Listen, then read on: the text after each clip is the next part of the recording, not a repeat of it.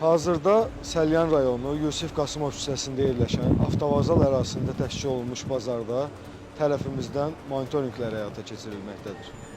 Aparılan nəzarət tədbiri zamanı bazarda ciddi nöqsanlar aşkarlanıb. Belə ki, bazarda temperatur rejiminə əməl olunmadan saxlanılan balıq məhsullarının satışı aşkarlanıb.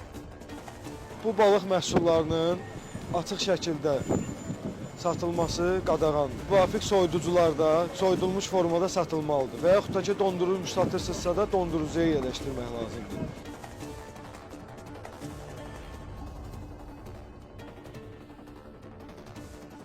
Qustar üsulla hazırlanmış turşular antisanitar vəziyyətdə üstü açıq şəkildə satış həyata keçirilməkdədir. Bundan əlavə istehsal və son istifadə tarixləri bəlli deyil.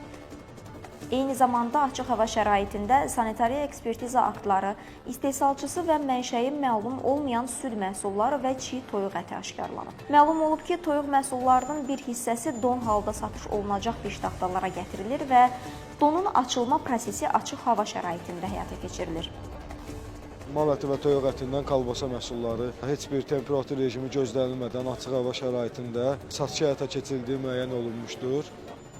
Bundan əlavə, ət satış məntəqələrində soyuducudan kənarda saxlanılan ətlərin satışı müəyyən edilib. Həmin məntəqələrdə sanitariya gigiyena normalarına riayət olunmaması və qanunsuz heyvan kəsimi faktları da qeydə alınıb. Ümumilikdə isə nəzarət tədbiri zamanı bazarın sanitar gigiyenik və sanitar texniki tələblərə cavab vermədiyi, qida məhsullarının saxlanılması və temperatur rejiminin gözlənilməsi üçün müvafiq avadanlıqlarla təmin edilmədiyi aşkarlanıb. Qeyd edək ki, ərzaq bazarlarında həyata keçirilən nəzarət tədbirlərinin əsas məqsədi əhalinin sağlamlığının qorunması və təhlükəsiz qida məhsulları ilə təmin olunmasıdır. Aşkarlanan nöqsanların aradan qaldırılması, bazarların sağlamlaşdırılması üzrə əsas məsuliyyət isə bazar rəhbərlərinin üzərinə düşür.